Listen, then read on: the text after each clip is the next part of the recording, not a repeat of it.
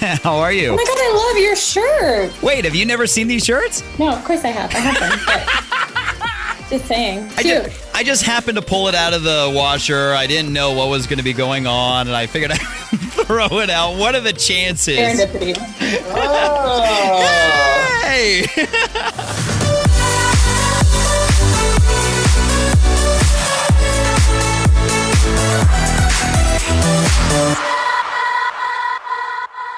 SOFI Tukker, I'm just going to throw this out there right at the beginning. This could possibly be one of the worst SOFI Tukker interviews I've ever done. Why? Wait, what is going on? So I just found out that this was going to happen early this morning, and so I didn't really have time to prep, and I know you guys hold me to a high standard. I know. So I'm just going to throw it out there in the beginning. I'm probably going to let you down this time. I see what you're doing. It's smart. Just setting the expectation low so that you continue to exceed. So what you're saying is I should do this with every interview.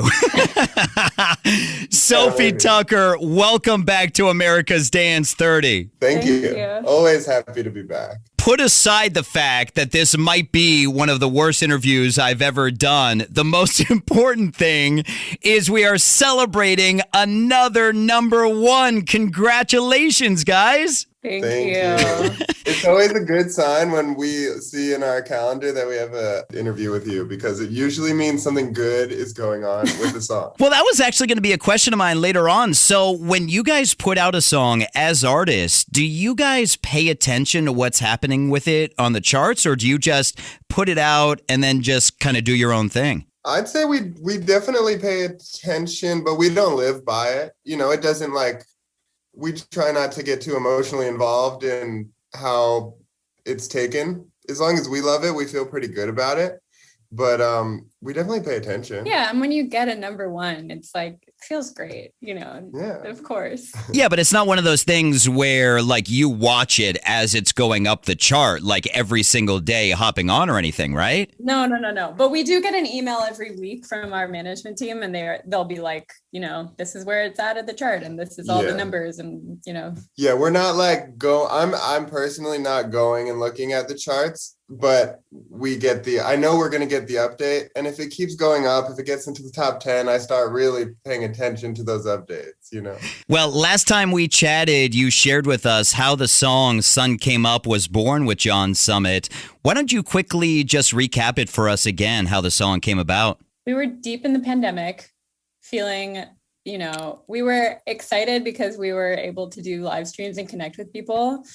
But obviously we were just really missing being with friends and dancing till the sun comes up. And so we wrote a both nostalgic and also future looking song, hoping that one day we'd be able to do that again. How long was the entire process from writing the song, reaching out to John Summit, and finalizing the song? Fast. Yeah. I mean, we wrote the song, we had the sketch of the song for a while, and we didn't know what to do with it. But once we kind of were going back and forth on Instagram with John, and then we sent it to him, it was 24 hours later, we had a version back, and then we went back and forth a couple days, and that was it. Is it normal for a song to be done that fast, or are there a lot of songs that could stretch out for let's say a year? There are songs that have stretched way more than a year. Wow. We've had songs that we've been working on for several years. Yeah, but they get put, in the back pocket. It's not like we're working on it every day for a couple years. It's okay, something's not right about this.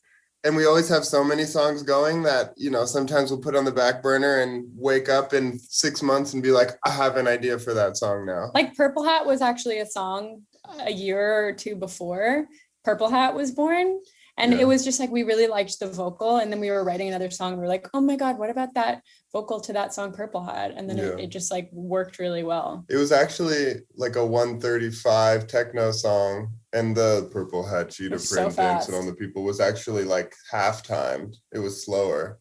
So it was a totally different song. It's pretty interesting. We should bring it out for you sometime. It's always so interesting to me how artists have stuff that are kind of sitting on the back burner, and then there's something that clicks that just makes you go back to so many different projects. I always wonder if people are just sitting on hits and they just don't, they're too in their head about it, or they just don't realize there's got to be so many songs like that people just have no clue could just change their career, but they just don't release it. And I'm the same way with my cat posts. Like I could have a really good cat post that could take me next level, and I'm just holding back on it.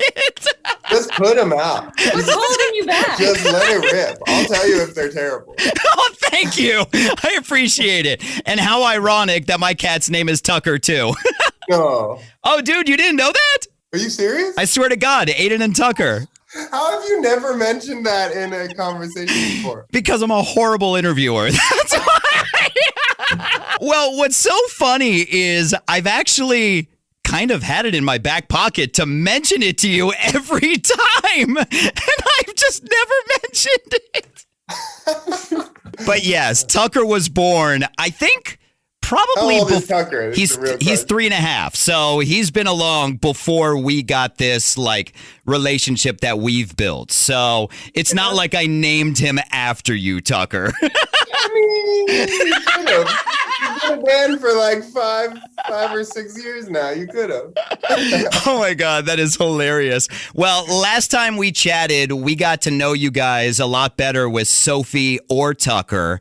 It's time to get to know you guys even more with Finky's favorites. I love it. Finky's favorites. That's amazing.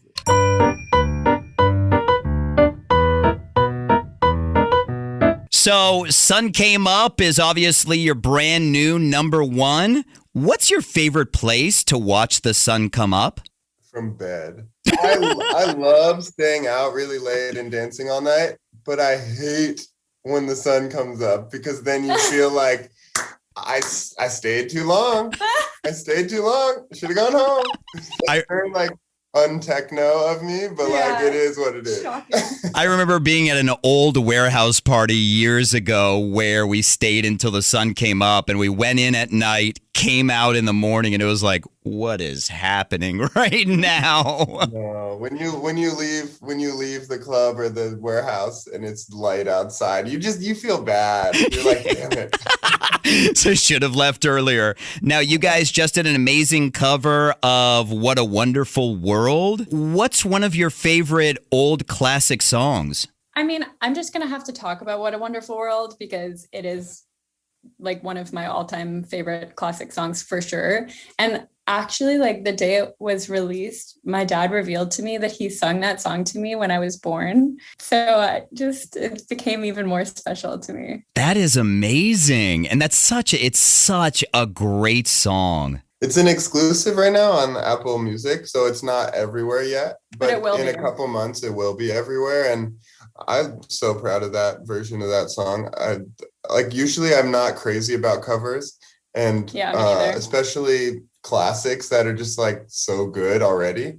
But this one I feel really good about. When I hear it, I'm like, oh yeah. And was it a case of Apple Music just reaching out to you guys asking for it, or was it a joint effort? So actually, Apple Music asked us to do a holiday. It's like part of their holiday collection.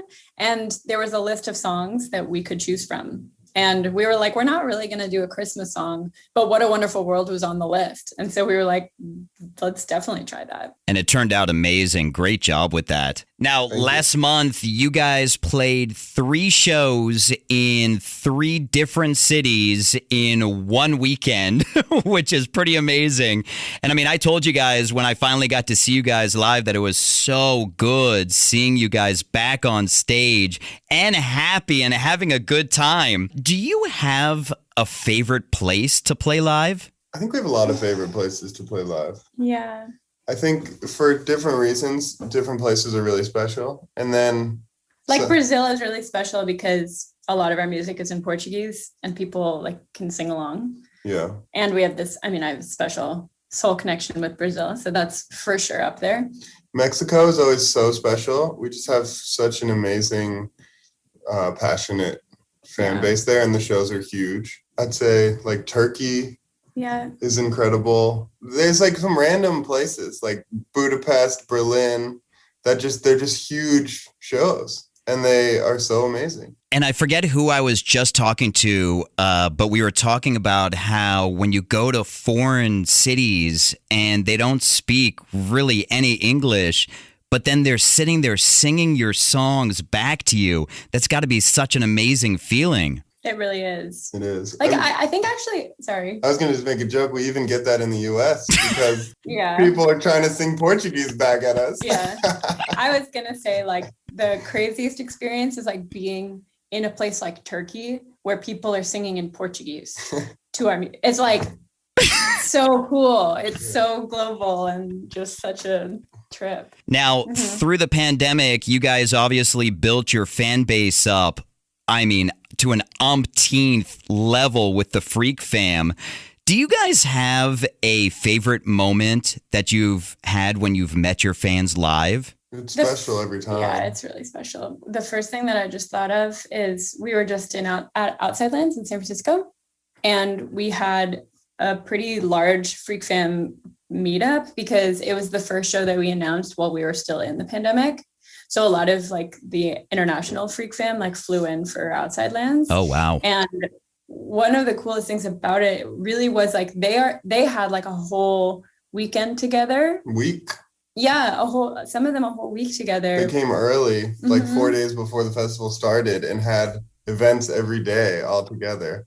It was crazy. We were watching because we had some shows in other places right before it. And we were watching on Instagram like 4 days before the festival started, and they started these meetups, and we were like, this is so crazy. So the coolest thing I would say is that, you know, they all became like even closer friends with each other. Like before we even were in the picture, like we went and like we got to meet a lot of people, and they were like, these are my best friends now, you know, and these are like, this is the experiences that we've already had together. And it just felt really cool. Also, I'm really like the fruit persimmons, and I've made that very clear. And I got several persimmons given to me at the festival, which was like a peak experience for me. What's a persimmon? That's what I said. Oh, Brian. It's dangerous for you to be saying persimmons are so great because people will try them before they're ripe. Yeah. Okay. And they're like the worst thing on the planet. So the thing about a persimmon is they are either the worst thing on the planet or the best thing on the planet. And you have to know when they're ready. I like foods that are always the best. I'm with you on that one. It's like a banana that's completely green. You don't want to bite into it until it's ready to be bitten into. But at least you can tell a lot easier with the banana. You can tell a lot easier with banana. But you know, it's like it's a skill, and you learn, and then you get to reap the benefits. So it's like persimmon roulette. You have no idea what you're going to get. Yeah, it looks like a tomato to me. It looks like an orange tomato, kind of, but it's, yeah. Yeah, you lost me at tomato. So with Sun Came Up just going number one, of course, you've got so many other smashes in the SOFI Tukker discog. Do you have a favorite SOFI Tukker song? It's like, you know, saying your favorite child, I think. And you know what's so funny is every artist says that. It's true. I mean, we wouldn't put things out if we didn't love them and want them to represent us in certain ways. I think for me, one is always going to be Drinky. It was the first song we ever made together. It was the first song we released. It was the first, you know, song with, you know, that gave us an intro to the world and got a lot of attention. And I'll forever be grateful for that song and love that song so much. See, that wasn't so hard picking your favorite child, was it? Yeah, I actually don't feel it like it's, well, it's not my favorite. I mean, that's some like, days I have a different favorite song. That's calling my name today is Moon Tattoo. Huh. Because sometimes we have this experience where like somebody out in the world will be like, oh, like my favorite SOFI Tukker song is blank. And when people tell me that their favorite SOFI Tukker song is Moon Tattoo, I'm like, like I think we'd be friends. Everyone now is gonna come up and say, my favorite song is Moon Tattoo. I had that experience recently, and I was like, good choice, you know? You're like, I think we could be BFFs. Well, finally, in Finky's favorites, let's have a little bonding moment amongst us. Tukker, what's your favorite thing about SOFI? My favorite thing about SOFI is probably also one of my least favorite things about SOFI. Great. Let's go there. No, it's both. It's both. She's so incredibly sensitive and in touch with her feelings and emotions that it's incredible, especially when it gets turned into art and just like incredible, honest conversations and like going deep. And it is one of my favorite things about her. It's also one of my least favorite things about her. It's exhausting. Because it's exhausting and she's so emotional. And I'm just like, Sophie, block it up. You know?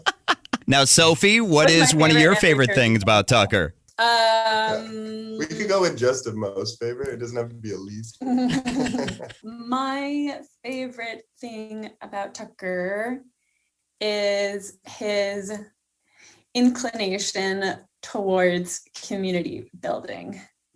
He's very good at being the vibe guy and making sure that basically individuals become like a collective in his presence. I love it. Now, what is your guys' It's favorite? also her least favorite thing about me because then we're up late making noise and she's like, shut up.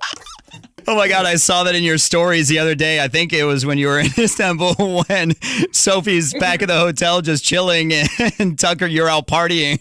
He was like, you're boring. Stop shaming me for taking care of myself. I just love the dynamic between you two. It is just so amazing. Congratulations on another #1, SOFI Tukker. It is always so awesome seeing you guys. Thank you for your time on America's Dance 30. Thank you, Brian. Hopefully see you next week. Absolutely. Now, on a level of 1 to 10, how bad was that interview? It was perfect. It was honestly amazing. You nailed it. Although we've gotten asked what's our favorite thing about the other person an awful lot. Oh, have you really? All right. Okay, take that off the list. But I think it actually... Yeah, but I think we answered well. With you... It was slightly different. With you, we're maybe even more comfortable and honest, so It was perfect. That's my favorite thing about you guys.